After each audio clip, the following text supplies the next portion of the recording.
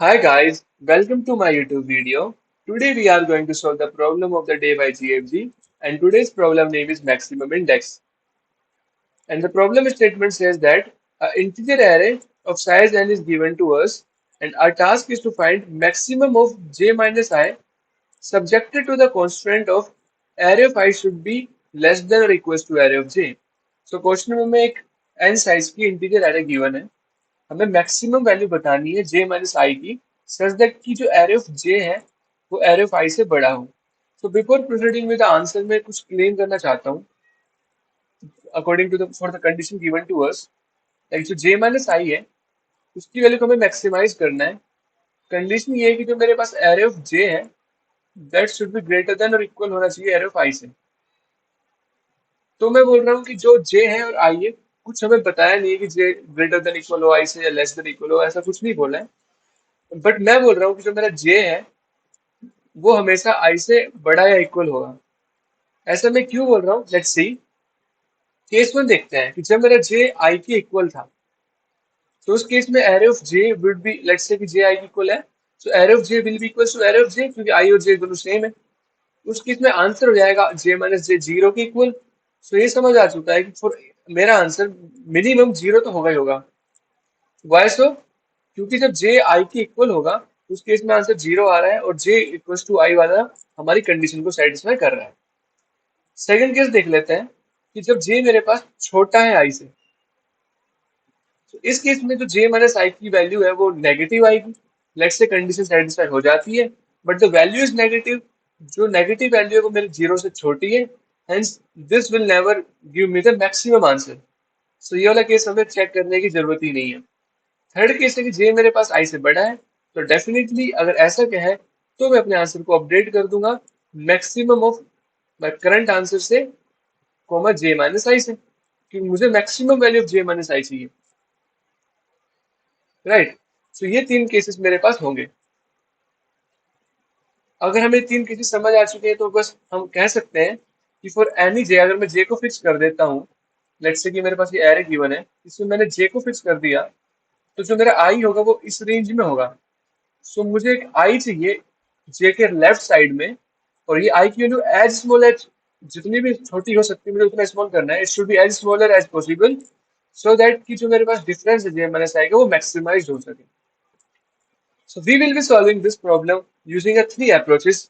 First will be brute force, second will be using suffix and prefix array, and third would be the most optimized, that is using binary search.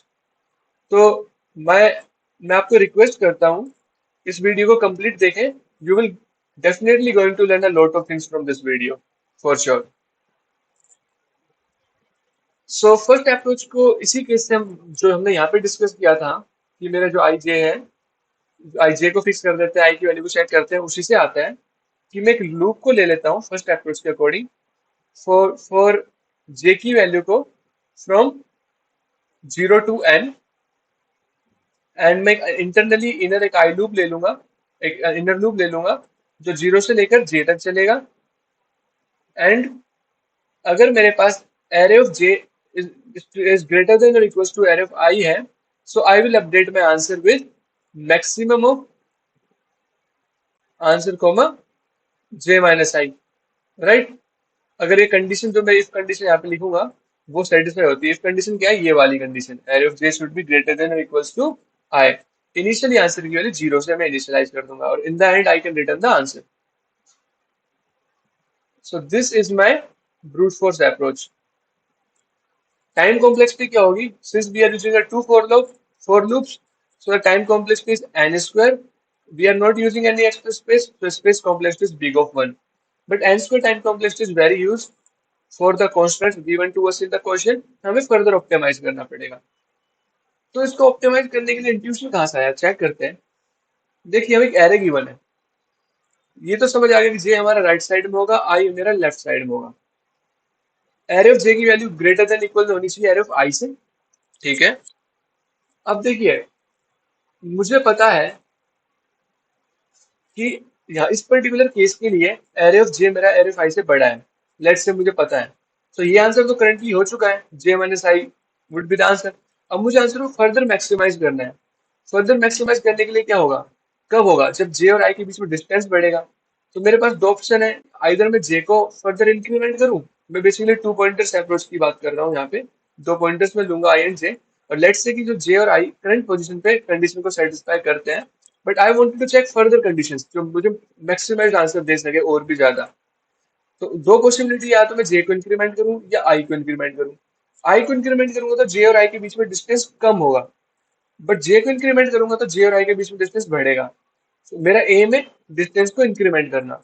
सो मैं जे को further increment करूंगा अगर मेरे पास condition satisfy होती है तो।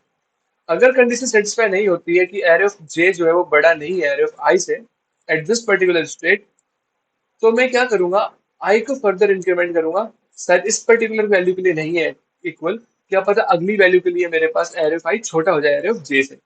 With this particular thought मैं आई को इंक्रीमेंट करूंगा। एग्जैक्टली कैसे सोल्व करेंगे, तो उसके लिए हम सफिक्स और प्रीफिक्स एरे को बनाएंगे। So now let's solve the question using approach number two, that is using prefix and suffix array. So let's say I've taken this particular example which is given to us, n की value 9 है और ये मेरे पास integer array given है। Prefix minimum जो है वो मेरे को स्टोर करता है। मैं पहले आपको प्रीफिक्स मिनिमम array जो है उसका सिग्निफिकेंस बता देता हूँ।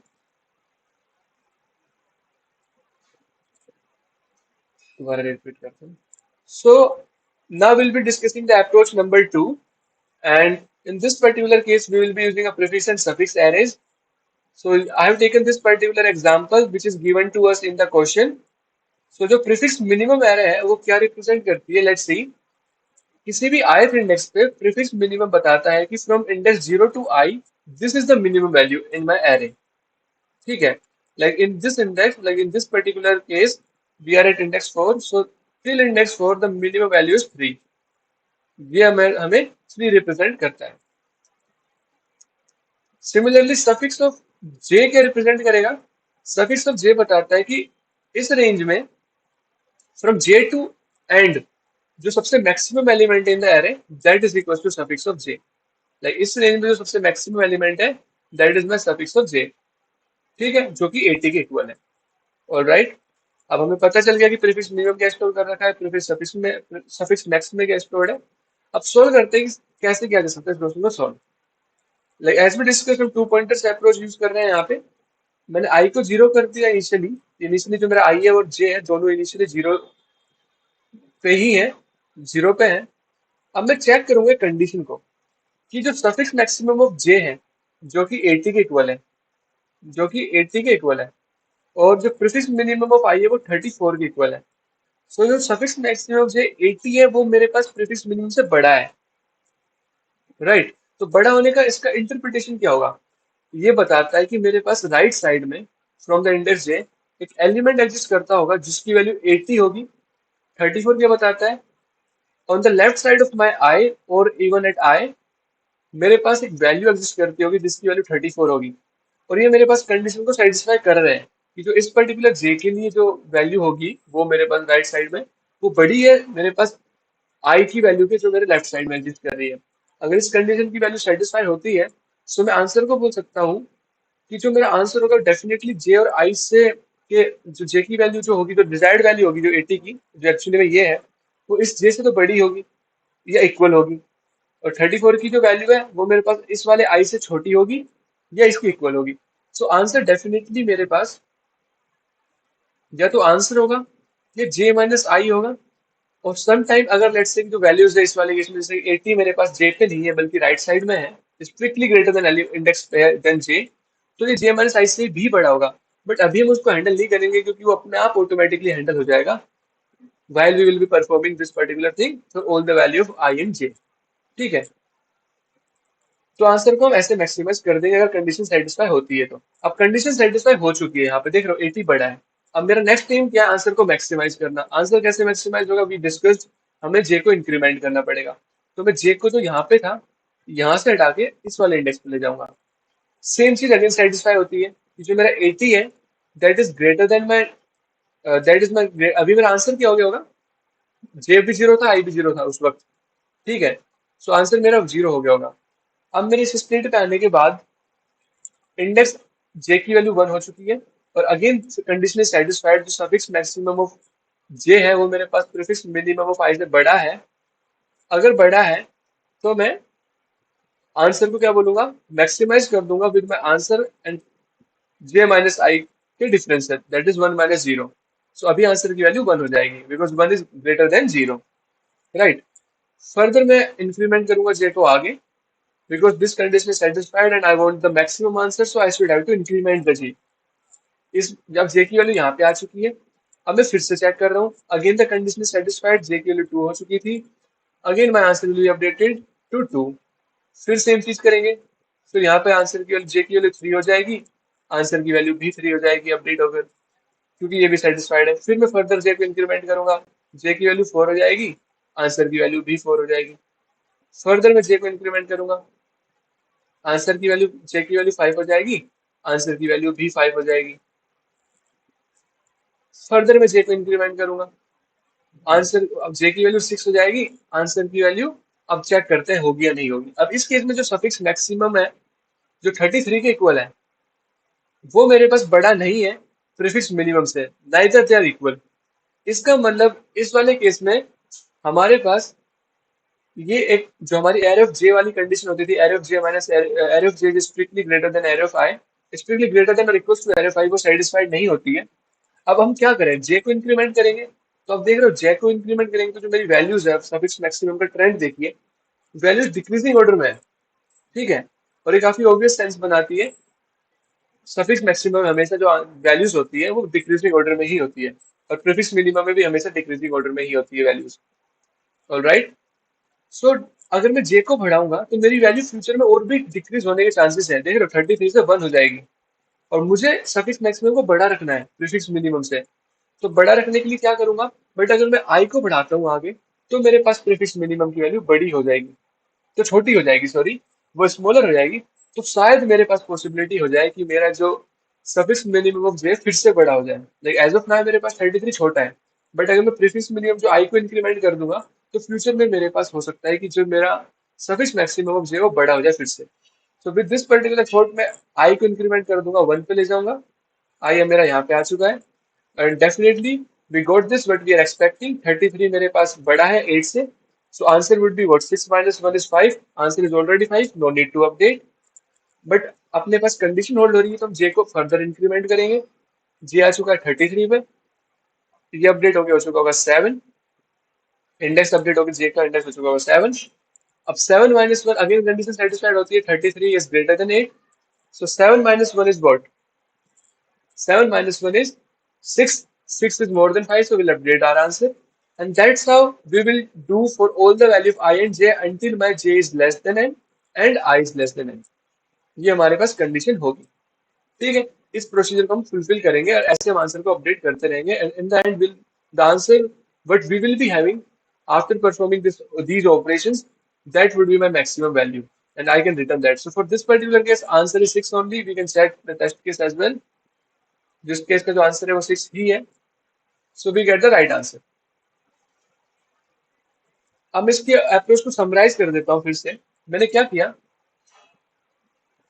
एक व्हाइल लूप लगाया है सबसे पहले जे के लिए, जहां पे मैं चेक करूंगा कि जो मेरे आई और जे है वो दोनों छोटे हों इस कंडीशन से।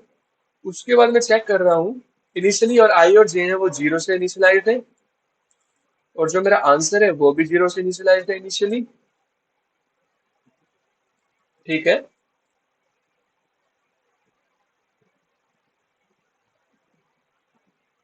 उसके बाद मैं फर्स्ट कंडीशन चेक कर रहा हूँ कि जो मेरा एरे सफिक्स मैक्सिमम ऑफ जे है वो बड़ा है या इक्वल है प्रीफिक्स मिनिमम ऑफ आई से। उस केस में मैं अपने आंसर को, ये वाली जो कंडीशन थी आंसर को मैक्सिमाइज करने वाली, ये चेक कर लूंगा यहाँ पे, एंड में फर्दर जे को इंक्रीमेंट कर दूंगा। अदरवाइज में जब मेरे पास ये कंडीशन सेटिस्फाई नहीं हो रही थी तो हमने क्या किया था, आई को इंक्रीमेंट किया था, राइट। सो ये सिंपल सी अप्रोच होगी, एंड एट द एंड मैं अपने आंसर को रिटर्न कर दूंगा। अब मैं आपको कोड के थ्रू भी एक्सप्लेन करता हूँ। सबसे पहले मैंने प्रीफिक्स मिनिमम और सफिक्स मिनिमम क्रिएट कर लिए with a very standard method. Prefix minimum of I होता है minimum of prefix minimum of I minus one and array of I, ऐसे सफिक्स मैक्सिमम ऑफ आई क्या होगा, maximum of suffix maximum of I plus one and array of I. इन दोनों को जैसे मैंने क्रिएट कर लिया है, उसके बाद मैं आंसर की वैल्यू को जीरो, जे और आई को इनिशियलाइज कर दूंगा जीरो से। वाइल लूप की कंडीशन सेट कर दी, जे is less than and I is also less than and. अगर सफिक्स मैक्सिमम ऑफ जे मेरे पास प्रीफिक्स मिनिमम ऑफ आई से बड़ा है तो मैं आंसर को मैक्सिमाइज कर दूंगा with the value of answer, my current value of answer and J minus I. उसके बाद मैं जे को इंक्रीमेंट करूंगा। अदरवाइज ये कंडीशन सेटिस्फाई नहीं होती तो मैं आई को इंक्रीमेंट करूंगा और in the end I am returning the answer. So this is the simple code. So now let's discuss about the space and time complexity for this case. So हमने क्या किया, दो एरेज यूज किए extra, suffix and prefix array. So big of N space use हो गया होगा। एक while loop use कर रहे हैं और दो फॉर लूप यूज कर रहे हैं, तो इसका बिग ऑफ एन ऑर्डर में ही हमें टाइम यूज हुआ है। So big of N time big of N space use हुआ है and that is the expected. But let's say someone ask us to further optimize it, and they want us to optimize the space. They want us to solve this question in constant space, that is big of 1. And they are giving us a liberty to use n log n time. So हम क्या करेंगे, n log n time को use करेंगे, big of 1 space में solve करेंगे using binary search, that is our approach 3। So जो binary search का जो अप्रोच बना है, that is nothing but the combination of my approach 1 and approach 2। जो अप्रोच 1 से क्या कर रहा था मैं, तो जे है मेरा, उसमें मैं आइटरेट करूंगा from J equal to zero से लेकर आई तक। और जो अप्रोच टू था, जीरो से लेकर एन तक।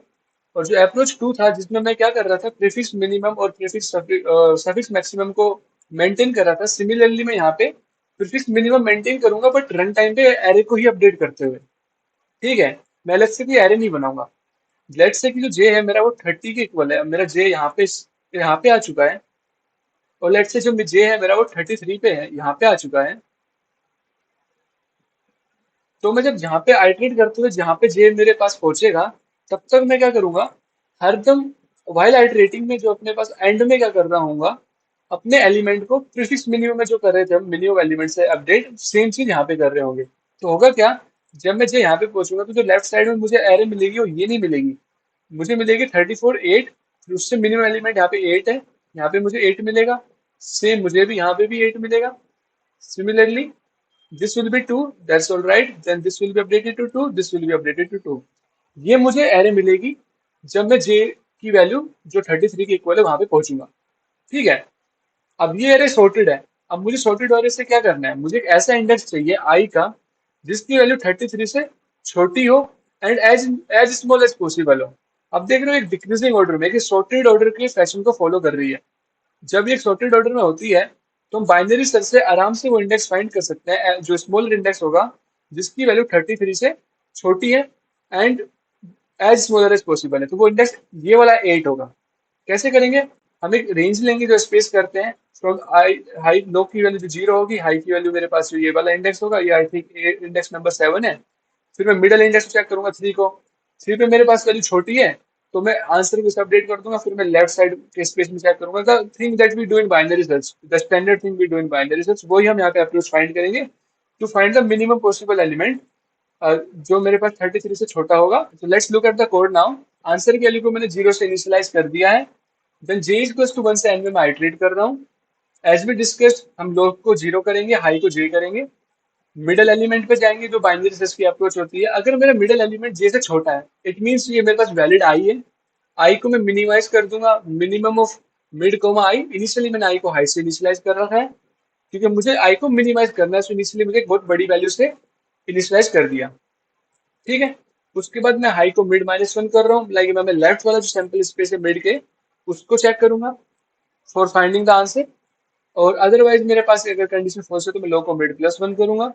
इन द एंड क्या करूंगा, जो जे और आई की वैल्यू मुझे मिल जाएगी वैल्यू थ्रू बाइनरी सर्च, उस वैल्यू को और मेरे करंट वैल्यू ऑफ आंसर की जो मैक्सिमम वैल्यू है उसको मैं फर्दर आंसर में स्टोर करूंगा। अब ये हो गया।